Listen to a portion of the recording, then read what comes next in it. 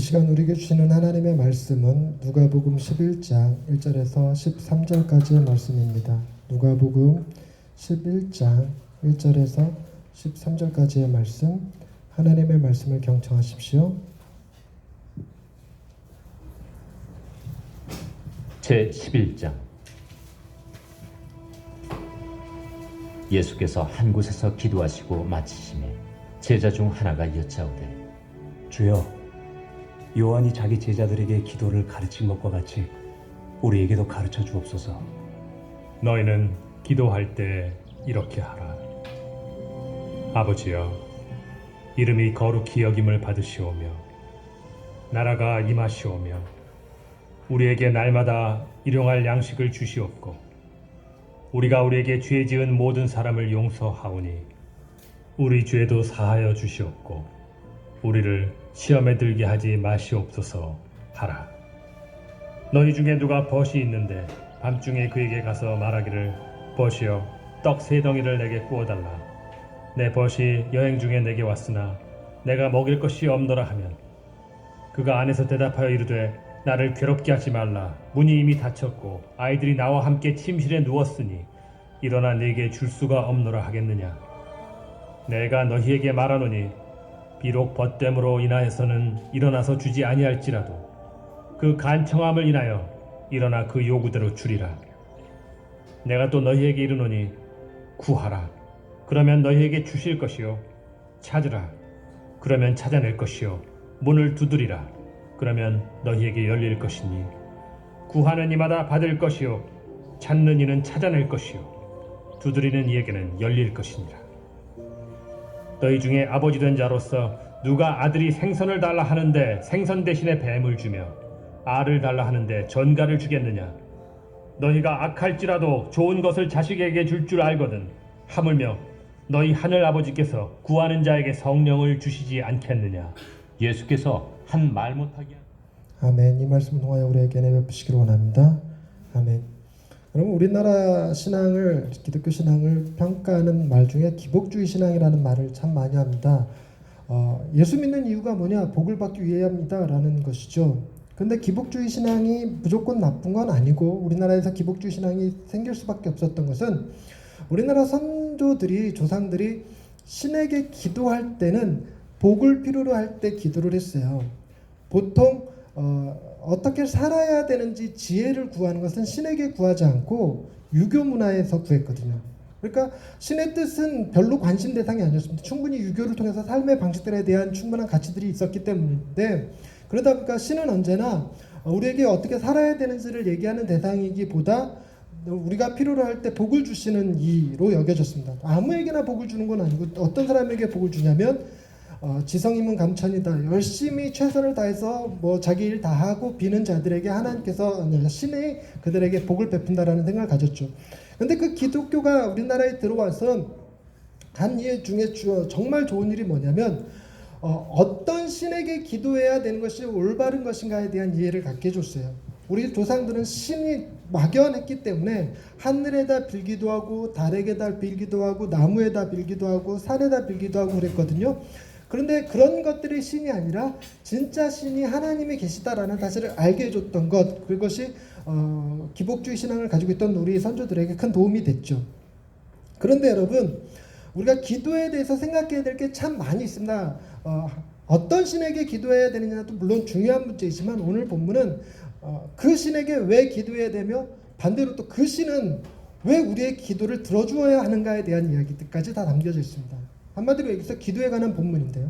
오늘 이 기도의 본문의 시작은 이렇게 되어 있습니다. 예수께서 한 곳에서 기도하시고 마치심에 라고 되어 있죠. 그러니까 이 제자가 예수님한테 기도를 가르쳐 달라고 말했던 것은 예수님이 기도하시는 모습을 보고 그러고 난 다음에 부른 거예요. 여러분 한번 생각해 보십시다.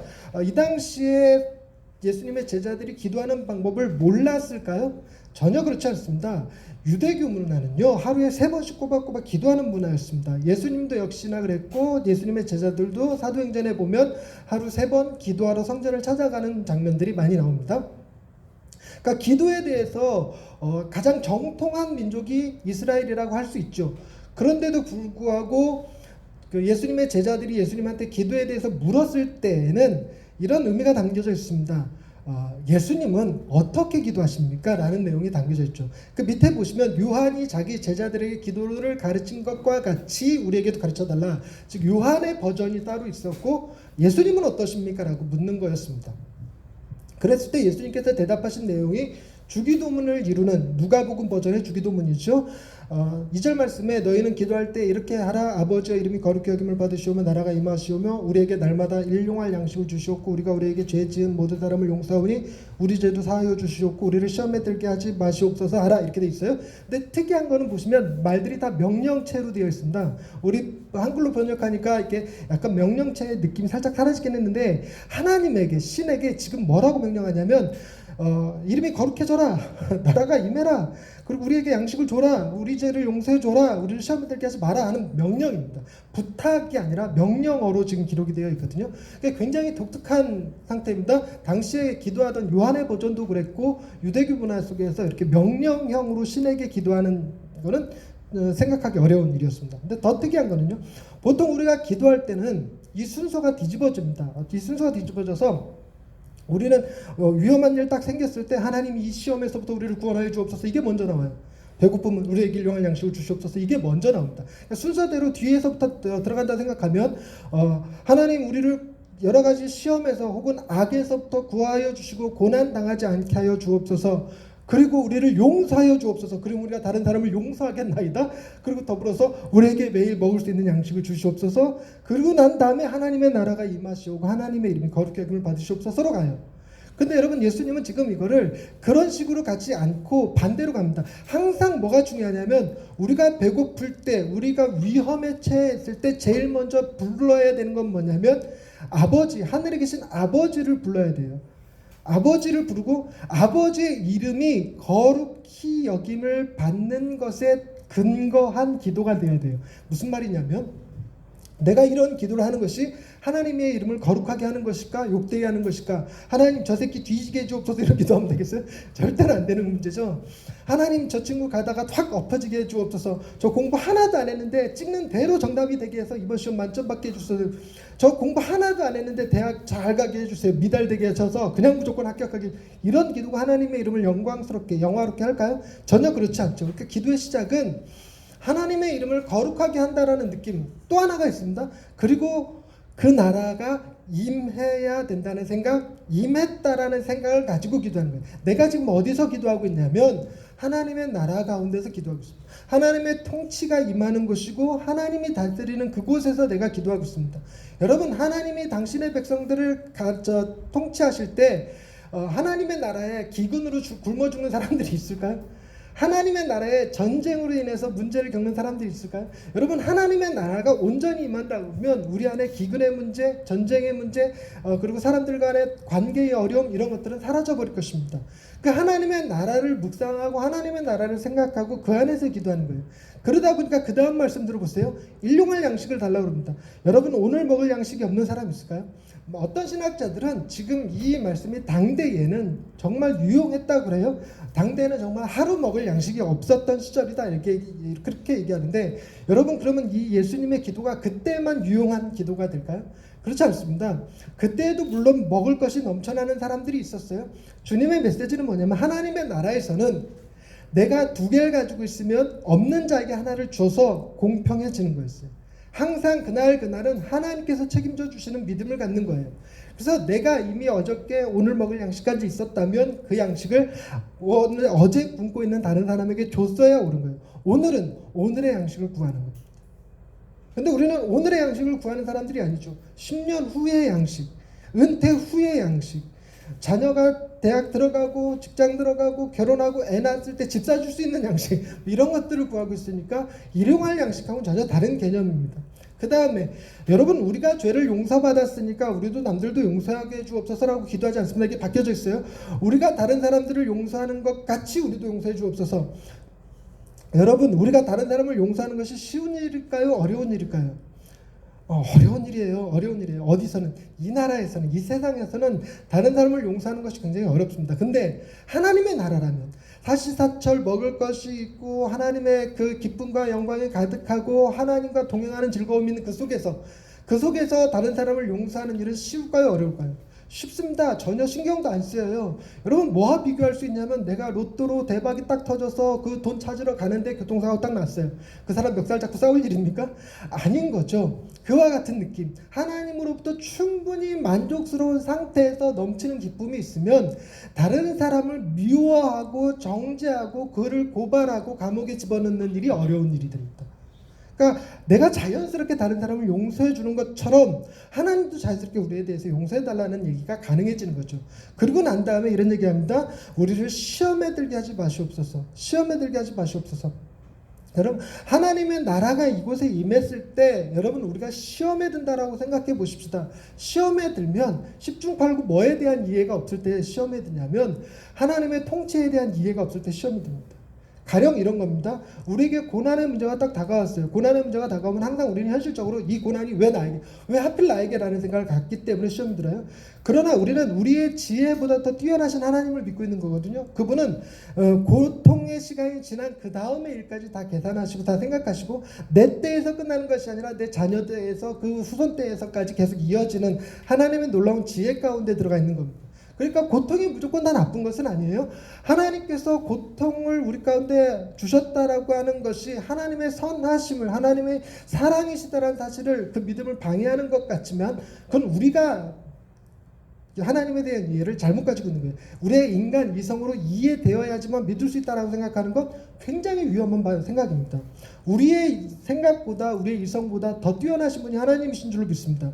더 놀라운 것은 고난의 문제에 대해서 정확하게 우리는 이해할 수 없을지라도 세상 그 어떤 신들도 못했던 일을 우리 하나님은 하셨어요. 그게 뭐냐면 친히 이 땅에 오셔서 그 고난을 경험하셨거든요.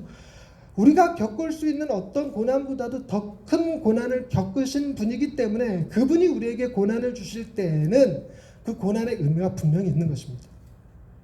그 하나님을 신뢰할 수 있으면 시험 들지 않을 수 있어요. 그러나 우리는 늘 언제나 하나님을 보지 못하고 고통 가운데 빠지다 보니까 자꾸 시험에 들면 하나님 나 버리신 거 아니야? 내가 하나님 나라에서 떨어진 거 아니야? 내가 혹시 하나님의 사랑에서 하나님이 나를 미워하시는 거 아니야? 하나님 나 저주하신 거 아니야? 이런 생각들, 이것들이 우리를 시험에 들게 합니다. 그런데 우리는 무엇을 가장 붙들고 있어야 되냐면 변함없는 우리는 하나님의 나라의 백성이라는 사실을 붙들고 있어야 돼요. 그럼에도 불구하고 시험은 늘 찾아옵니다. 그러고 난 다음에 주님께서 예를 드시기를 뭐라고 예를 드시냐면 어느 날 갑자기 집에 밤중에 찾아온 손님을 대접하기 위해서 옆 친구한테 가서 떡 세 덩이를 빌리는 얘기를 하거든요. 오늘처럼 무슨 연락 체계가 이렇게 잘 갖춰져 있는 시대가 아니었기 때문에 밤중에 손님이 찾아오는 일이 그리 이상한 일은 아니었습니다. 그리고 또 언제 손님이 들이닥칠지 모르는데 집에 언제나 음식이 넘쳐나는 것도 아니죠. 그러니까 갑작스럽게 손님이 왔을 때 대접할 음식이 없을 수가 있습니다. 그때 이 사람이 다른 집에 가서 친구한테 떡 세 덩이를 빌려달라고 그래요. 묘하게 여러분 떡 세 덩이라는 말이 나오면 뭔가 이게 암시를 하고 있다는 느낌 들지 않습니까? 과연 떡일까? 이런 생각 드시지 않으세요? 어찌됐건 떡 세 덩이를 빌려달라고 했는데 그 말씀에 보시면 7절 말씀에 그가 안에서 대답하여 이르되 나를 괴롭게 하지 말라 문이 이미 닫혔고 아이들이 나와 함께 침실에 누웠으니 일어나 내게 줄 수가 없노라 하겠느냐. 여러분 이 말은 7절 9절은 싹 빠지는 게 이해에 도움이 돼요. 우리가 이 말씀이 들어가 있으니까 자꾸만 친구가 안 주고 싶어 했다라는 느낌을 갖게 돼요. 안 주고 싶어 했다. 여러분 그거 아닙니다. 상황 설명을 하는 거예요. 지금 밤중이고 친구가 잠들어 있었을 거고 자녀들도 다 누워있는 상태인데 그런 상태에서 이런 말 하겠느냐 하고 반문한 거지 그런 안 주고 싶은데 주기 싫은데 억지로 준다 이런 느낌이 아니에요. 근데 8절 말씀이 문제가 됐는데 8절 말씀 보겠습니다. 내가 너희에게 말하노니 비록 벗됨으로 인하여서는 일어나서 주지 아니할지라도 그 간청함을 인하여 일어나 그 요구대로 주리라. 뭐 때문에 준다고 얘기했냐면 간청함 때문에 준다고 그래요. 다른 말로 얘기하면 귀찮아 줬다 뭐 이런 얘기가 되는 거죠. 이거 굉장히 위험한 생각입니다. 위험한 생각일 뿐만 아니라 이 문제 간청함이라고 하는 단어에 대해서 과연 올바르게 번역이 된 걸까라는 의심이 들어요. 그러니까 헬라어로는 이게 아나이데이아라는 단어를 쓰는데 성경 전체 여기 딱 한 번 나옵니다. 딱 한 번 나오는 거니까 여러분 문서학을 연구해 보시는 분들이 있는데 한 번 나오는 단어의 뜻을 유추하기는 굉장히 어려워요. 그렇기 때문에 다른 그 문서들 가운데서 어떤 의미로 쓰였는지를 보는 것도 중요하고 문맥 속에서 어떻게 보는지도 매우 중요합니다. 그런데 만약에 이 단어가 간청함이라는 문맥 속에서 막 밤중에 막 쪼르니까 두드리니까 잠들었는데 두드리니까 어쩔 수 없이 준다라는 느낌으로 해석이 돼서 간청함이라고 번역이 되기는 했습니다만, 만약에 이렇게 번역된 게 맞다면 무슨 문제가 생기는가? 어느 한 신학자가 이렇게 얘기했어요.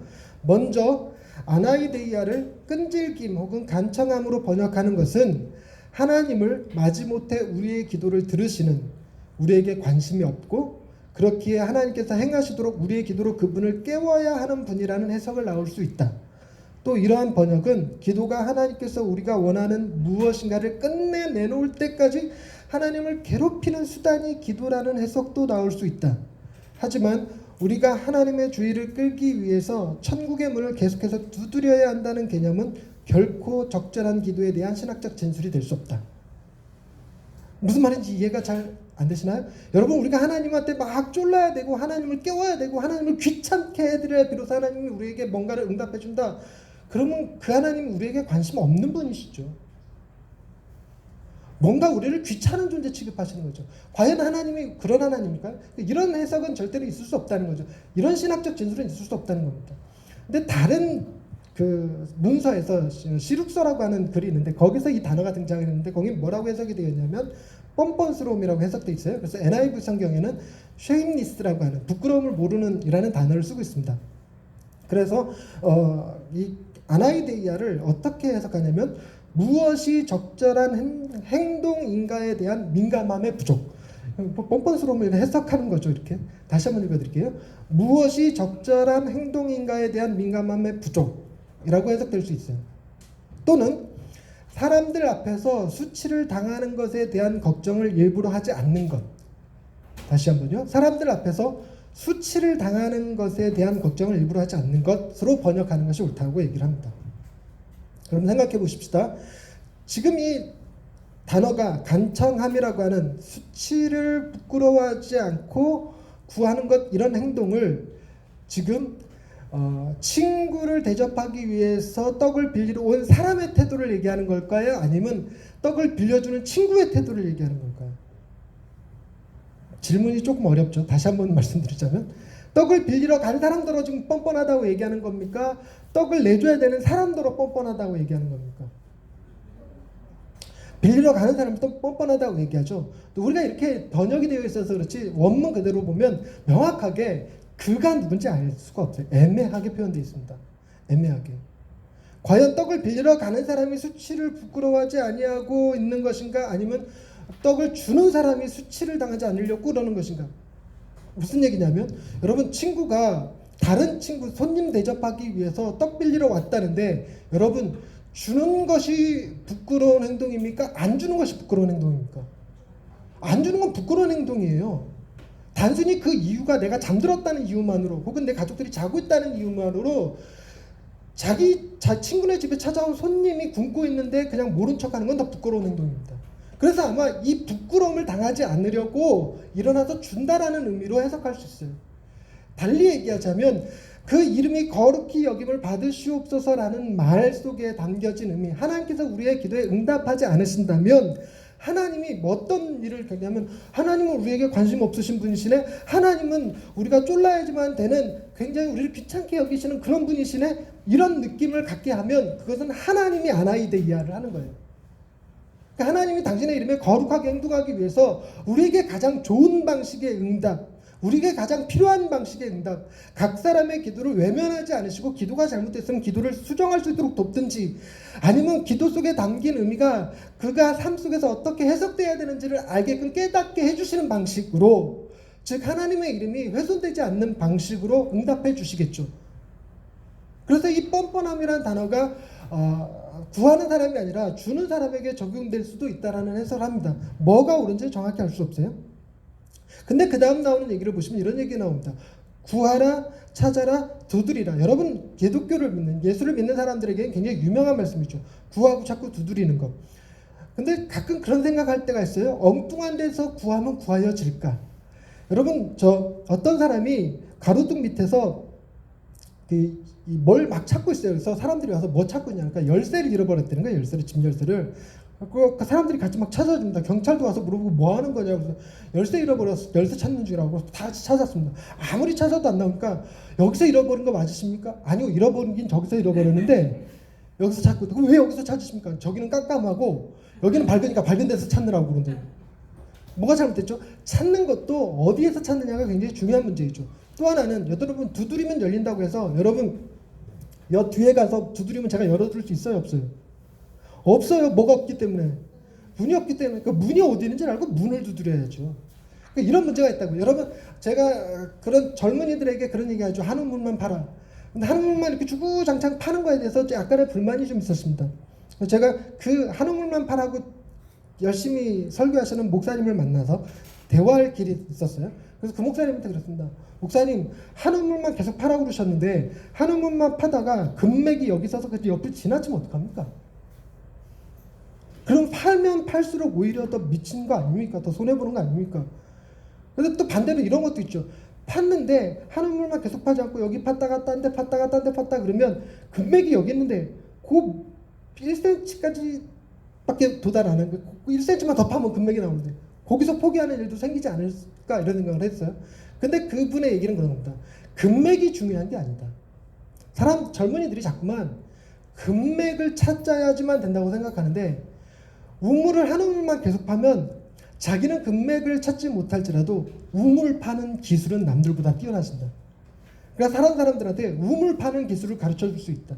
그리고 거기에 대해서 논문을 쓰면 금맥을 찾는 것보다 더 많은 사람들이 관심을 갖는다. 할 말이 없더라고요. 그렇구나. 그러니까 문 아니어도 계속 두들기고 있어야 되나요? 그러면서 예수님께서 이런 얘기를 하죠. 너희 중에 아버지 된 자로서 누가 아들이 생선을 달라 하는데 생선 대신에 뱀을 주면 알을 달라는데 정갈을 주겠으며 너희가 악할지라도 좋은 것을 자식에게 줄 줄 알거든 하물며 너희 하늘 아버지께서 구하는 자에게 성령을 주시지 않겠느냐. 여러분, 세상에 있는 아버지도 좋은 것으로 줄 줄 아는데 하물며 하나님일까 보냐 이런 얘기인데요. 하나님이라고 표현되지 않고 하늘에 계신 너희 하늘 아버지라고 얘기하고 있습니다.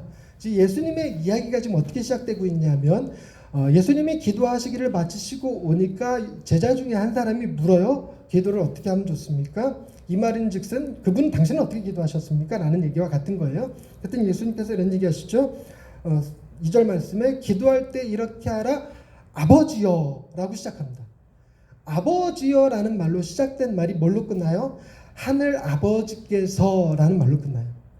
우리가 지금 기도를 누구한테 하냐면 아버지한테 하고 있는 얘기예요. 근데 제자들이 정말 돌아가신 자기 선친 아버지를 얘기하는 거로 이해하진 않았을 거예요. 분명 이는 하나님을 얘기하는 겁니다. 하나님을 아버지라고 부를 수 있는 것은 굉장히 위험한 발언이었어요. 당시에 예수님께서 하나님을 아버지라 부르는 것 때문에 신성모독으로 많은 큰 위험을 십자가에 달려 죽는 이유 중에 하나가 됐거든요. 근데도 불구하고 예수님은 지금 제자들에게 유대인들이 혹은 요한의 제자들이 하나님이라고 부르는 그분을 아버지라고 부르게 합니다. 근데 아버지라는 말의 의미 속에는 뭐가 담겨져 있냐면 친밀한 돌봄이라는 개념이 들어져 있어요. 아버지에 대한 우리의 유교적 개념은 좀 엄한 느낌이 있기는 하지만 유대교 안에서의 아버지라는 개념은 아들을 위해서 대신 죽어줄 수도 있는 존재였어요. 그러니까 아버지의 개념은 굉장히 친밀한 돌봄이 있는 관계를 얘기합니다. 하나님이 우리에게 어떤 분이라는 생각을 갖고 기도해야 되는가? 너희를 향해서 친밀한 돌봄을 베푸시는 분이라는 사실을 믿어야 된다는 것이었어요. 그런데 누가복음의 특징이 이게 달락 끊어져서 읽는 거는 우리가 지금 그렇게 구분된 책을 읽는 거고 옛날에는 쭉 이어진 책이었어요. 장절 구별이 없는 책이었습니다. 그러니까 처음에 누가가 이 글을 쓸 때는 글이 중구난방으로 막 왔다 갔다 하게끔 쓰지 않았겠죠. 글이 이어지게 썼을 거란 말이에요. 그러니까 앞과 뒤의 이야기가 본문의 이야기의 의미를 보다 분명하게 드러내주는 이야기로 배치됐을 것입니다. 앞의 이야기는 뭐가 나오냐면 10장 25절에 어떤 율법교사가 예수님을 시험하여 묻죠. 어떻게 하여야 영생을 얻을 수 있나이까? 영생에 관한 질문이 나오고 예수님의 비유가 나오죠. 선한 사마리아인의 비유. 강도 만난 사람이 거반 죽어가는 것을 사마리아인이 살려주었다는 내용. 그리고 난 다음에 나오는 게 뭐냐면 마르다가 예수님과 그 일행을 집에 모셔서 영접해서 식사를 대접했다는 얘기가 나옵니다. 그리고 예수님의 비유 속에 떡 세 덩이, 집에 찾아온 손님을 대접하기 위해서 친구네 집에 가서 떡 세 덩이를 빌리는 사람에 대한 이야기를 하고 있어요. 뭔가 연결되는 것이 느껴지지 않으십니까? 근데 제가 지난주, 지지난주 얘기할 때 여러분 선한 사마리아인의 비유 속에서 등장하는 개념 중에 하나가 하나님의 나라라는 얘기를 했고, 지난주에도 마르다의 영접 부분도 하나님의 나라라는 관점으로 풀었습니다. 그런데 오늘 본문에도 하나님의 나라가, 아버지의 나라가 임하시옵소서라는 얘기가 나오고 하늘 아버지께서 너희 구하는 것을 주시지 않겠느냐라고 말씀하신 다음에 무슨 사건을 배치시켰냐면 예수님과 바알세불에 대한 논쟁 이야기. 예수님이 귀신을 내어 쫓으니까 바리새인들이 예수를 비난해서 하는 말이 저가 하나님을 의지하는 것이 아니라 귀신의 왕 바알세불을 힘입어서 귀신을 쫓아낸다라고 하는 모함을 했어요. 거짓된 말을 했는데 예수님이 굉장히 중요한 말씀을 20절에 합니다. 11장 20절에서 함께 읽어보겠습니다. 시작. 그러나 내가 만일 하나님의 손을 힘입어 귀신을 쫓아낸다면 하나님의 나라가 이미 너희에게 임하였느니라. 여러분 주님의 말씀을 잘 보세요. 하나님의 나라가 임할 것이다가 아니라 이미 임하였느니라. 뭐하면 본인이 하나님의 능력을 손을 힘입어서 귀신을 쫓아내는 것이라면 우리의 믿음이 어떻게 흘러가야 될까요? 여러분 예수님은 지금 바알세불을 힘입어서 귀신을 쫓아낸 것입니까? 아니면 하나님의 손을 능력을 힘입어서 귀신을 쫓아낸 것입니까? 하나님입니까? 바알세불입니까? 하나님이라는 것에 동의하시면 좀 아멘 크게 한번 해주실래요? 네, 그러면 우린 뭐도 믿어야 되는 거죠? 하나님의 나라가 이미 임했다라는 사실도 믿어야 돼요. 여러분 우리는 지금 이미 하나님의 나라 가운데 살고 있는 거예요. 하나님의 나라가 죽어서 가야 되는 저것이 아니라 이미 우리가 하나님의 손이 임한, 하나님의 통치가 임한 그 나라에서 살고 있다라는 것입니다. 이것이 무엇에 대한 이야기냐면 영생에 관한 이야기였어요. 선한 사마리아인의 비유를 나오게 했던 그 영생에 관한 질문이 여기까지 쭉 이어지고 있습니다. 그래서 영생이 무엇이냐라는 질문에 예수님이 뭐라고 대답을 하셨냐면 영생이란 유일하신 참 하나님과 그가 보내신 자 예수 그리스도를 아는 것이라고 대답했어요. 아는 것. 여러분 우리가 하나님은 유일하십니다. 다른 신은 없다라고 믿으시죠. 아멘. 그리고 그분의 아들이 예수 그리스도가 이 땅에 오셔서 우리를 대신해서 행하셨던 모든 일들에 대해서 알고 있죠. 그게 곧 영생이라는 거예요. 그게 곧 하나님의 나라라는 개념이고 그게 곧 우리를 의롭다 하신다는 개념이에요. 그리고 오늘 본문 말씀은 다른 각도로 살펴보면 중요한 세 가지 논지가 나옵니다. 첫째는 여러분 우리가 하나님한테 아버지라고 부르는 이유는 뭐고 그 하나님은 왜 우리의 아버지가 되셔서 우리의 기도를 들어주시며 우리를 친밀하게 돌보셔야만 했을까? 그럴 만한 우리의 선함이 존재하는가? 그렇지 않습니다. 여러분 우리가 하나님을 아버지라 부를 수 있는 것은 우리가 행한 어떤 일 때문이 아니라 우리를 대신해서 행하신 주님의 어떤 일 때문에 그래요. 그게 뭐죠? 예수님의 십자가. 예수님께서 십자가에 달려 죽으심으로 우리의 죄가 해결되어졌고 예수님이 십자가에 위해서 하나님과 우리 사이에 화목제물이 되어주심으로 하나님과 우리가 친밀한 관계가 될 수 있었어요. 예수님께서 부활하셨을 때 막달라 마리아가 예수님을 처음 만나죠. 그랬을 때 예수님의 몸을 만지려고 할 때 예수님께서 하셨던 말씀은 내 몸을 만지지 마라. 내가 아직 아버지께로 올라가지 않느냐 그러면서 너는 제자들한테 가서 이렇게 얘기하라. 나의 하나님 곧 너희 하나님. 내 아버지 곧 너희 아버지께로 내가 간다 하라. 여러분 예수님이 죽으시고 부활하셔서 우리의 신분이 변화됐어요. 하나님이 우리를 친밀하게 돌보신 건 우리의 행위가 아니라 우리를 위해서 행하신 예수 그리스도의 그 행위 때문에 우리에게 친밀한 아버지가 되어주신 거예요. 여러분 그러니까 우리가 아버지라고 부를 수 있는 것은 가끔 가다가 한 번씩 아버지 하는 그런 내용의 아버지가 아니에요. 우리가 아버지라 부르는 건 예수 그리스도의 값비싼 희생을 토대로 해서 이루어진 겁니다. 그리고 여러분 간청하다라는 말을 다르게 번역하면 이렇게 번역한다고 그랬어요. 사람들 앞에서 수치를 당하는 것에 대한 걱정을 일부러 하지 않는 것. 다시 한번요. 사람들 앞에서 수치를 당하는 것에 대한 걱정을 일부러 하지 않는 것. 히브리서 12장 2절로 한번 넘어갑시다. 히브리서 12장 2절 다 같이 읽을 거니까 다 찾으세요. 히브리서 12장 2절 신약 367페이지에 있습니다.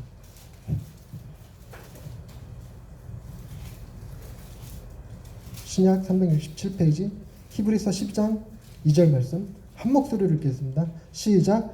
믿음의 주요 또 온전하게 하시는 이인 예수를 바라보자. 그는 그 앞에 있는 기쁨을 위하여 십자가를 참으사 부끄러움을 개의치 아니하시더니 하나님 보좌 우편에 앉으셨느니라. 여러분, 뭔가 수치를 당하는 것에 대한 걱정을 일부러 하지 않으신 분이 주님이라는 생각 드시지 않습니까? 여러분, 지금 떡을 구하러 가는 자에게 찾아온 손님이 누구일까요? 우리일 수 있다는 얘기예요. 우리를 위해서 주님이 수치를 당하지 않고 떡 세 덩이, 뭔가 상징적 의미가 있을 것 같다는 느낌이죠. 하나님과 성령, 성부와 성자와 성령의 삼위일체 참 신이셨던 그 하나님, 진정한 떡이 되셨던 그분을 얘기하는 것처럼 느껴지지 않으시나요? 여러분, 예수님께서 겟세마네 동산에서 땀방울이 핏방울이 되도록 기도하셨을 때 그 다음에 일어날 사건들에 대한 걱정들 때문이었잖아요. 여러분, 예수님은 침뱉음과 조롱당하심과 채찍질을 받으셨어요. 사람들한테 온갖 모욕과 멸시를 받으셨어요. 그리고 십자가에서 온몸이 벗겨진 채로 매달려서 많은 사람들 보는 앞에서 피 흘려 죽으셔야 했어요. 하나님의 아들이 십자가 위에는 뭐라고 썼고 유대인의 왕이라고 쓰여진 명패를 붙이고요. 얼마나 수치스럽고 부끄러운 일입니까? 그런데 주님은 그 수치를 당하는 것에 대하여 전혀 개의치 않으셨어요. 왜 그러셨을까요? 그걸 통해서 우리에게 참된 떡을 주시기 위해서, 우리가 어떤 떡을 받아야 되는지, 어떤 신을 아버지라 불러야 되는지에 대한 개념을 주시기 위해서. 엄청난 일이었죠. 그리고 여러분 또 하나 생각해 봅시다. 제가 지금 아까부터 계속적으로 말씀드리는 것이 예수님의 제자가 기도하는 방법을 몰라서 물은 게 아니라고 그랬어요. 예수님이 기도하시는 내용이 뭔지 궁금했던 거예요. 그러면 여러분, 예수님이 이렇게 기도했다고 생각할 수 있잖아요. 하나님의 뜻을 구했고, 누군가를 찾았고, 어딘가를 두드렸다고요. 우린 너무나 쉽게 그 답을 알고 있지 않습니까?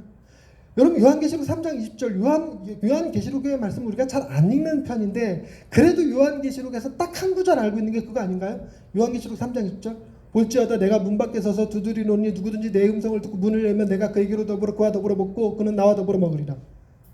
여러분, 문을 두드리는 행위, 이거 지금 누가 하신 거냐면 주님이 하신 거예요. 주님이 지금 어떤 기도를 하셨습니까? 주님은 하나님의 뜻을 구하는 기도를 하셨고, 하나님의 뜻에 따라 잃어버린 당신의 백성들, 탕자가 됐던, 잃은 양이 되었던, 잃은 드라마가 되었던 당신의 잃어버린 그것들을 찾으셨고, 그리고 그들을 비인격적으로 강제로 당을 끌어온 게 아니라 인격적으로 그들의 마음의 문을 계속 놓고 하고 계시잖아요.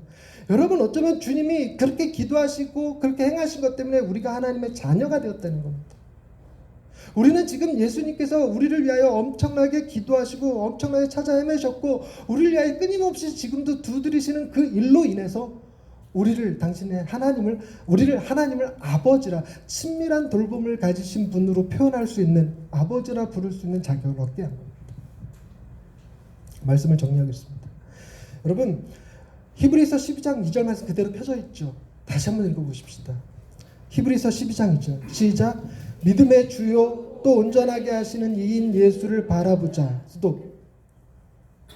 여러분, 예수님께서 부끄러움을 참으신 것에 대하여, 수치를 참으신 것에 대하여 히브리서 기자는 그 이유를 뭐라고 얘기하냐면, 우리로 하여금 그분을 바라보고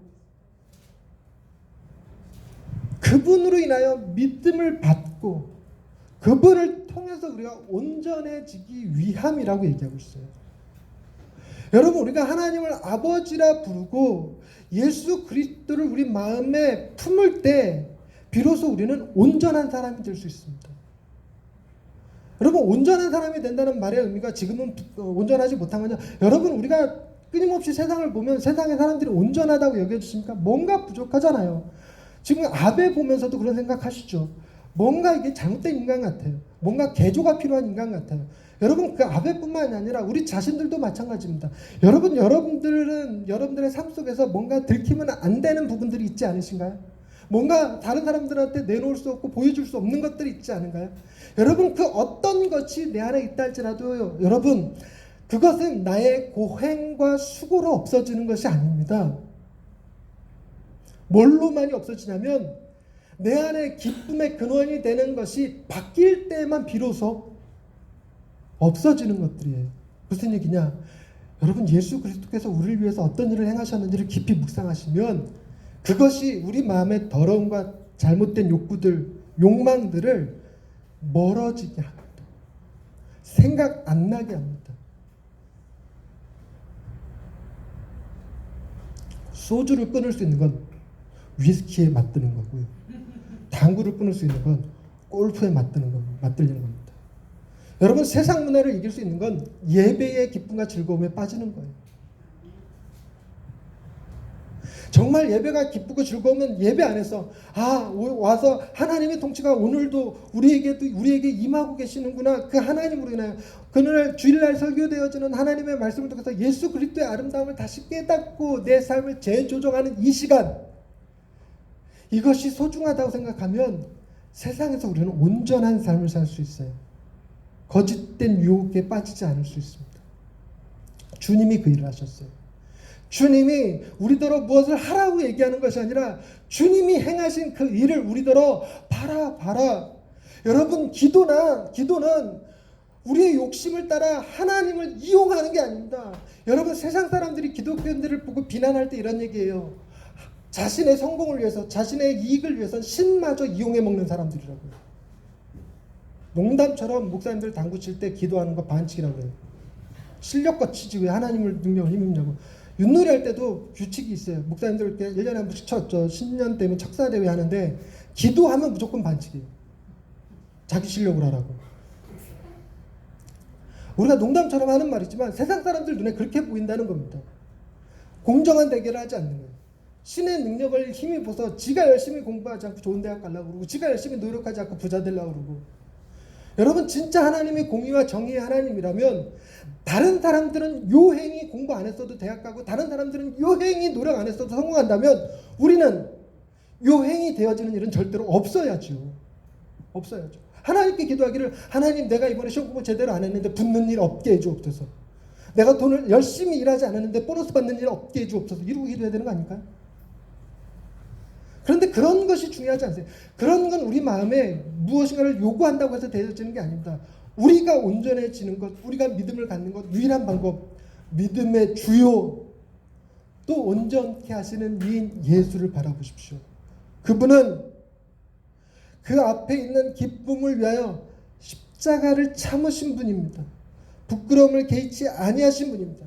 그리고 그분은 승천하신 분입니다. 다시 한번 말씀드릴게요. 죽어서 눈에 보이지 않는 형태로 영원히 하나님 앞에 가셨다는 얘기가 아닙니다. 500여 성도가 눈에 보이는 형태로 예수님이 승천하셔서 하나님 보좌 우편에 앉아 계십니다. 지금도 주님은 그곳에서 하나님의 나라를 통치하고 계신 거예요.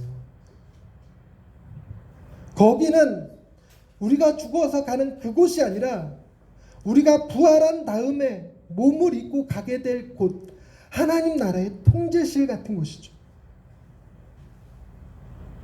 우리가 바라봐야 될 것은 여전히 그곳에서 우리를 하나님의 자녀 되게 하시고 우리를 이 세상 가운데서 온전케 하시는 이 그분을 늘 바라보면서 하나님 나라의 백성으로 살아가는 것이 우리가 세상을 이기는 방법입니다. 하나님은 우리가 기도할 때에 예수 그리스도를 통하여 우리가 하나님의 자녀로 변화된 신분을 믿고 그리고 아버지의 나라의 완성을 위해서 성령을 구하는 기도, 욕심이 아닌 성령을 구하는 기도를 하기를 원하고 계십니다. 기도하십시다. 하나님, 우리가 아버지라 부를 수 있도록 예수 그리스도께서 얼마나 큰 희생을 치르셨는지, 얼마나 큰 수치를 경험하셨는지, 그럼에도 불구하고 우리를 사랑하셔서 기쁨으로 그것을 감당하셨다는 사실을 깨달으며 주님 앞에 더욱 겸손해집니다. 주님 묵상하고 주님 바라보면서 우리의 이기적인 욕심 따라 기도하는 사람들 되지 않게 하시고, 우리의 욕심대로 이루어지지 않았다고 해서 하나님을 부정하는 실수를 범하지 않게 하옵소서. 우리가 세상 어디에서 무엇을 하든지 나를 가장 사랑하시고 나를 위하여 이 세상을, 하나님의 나라를 통치하고 계시는 주님 바라보며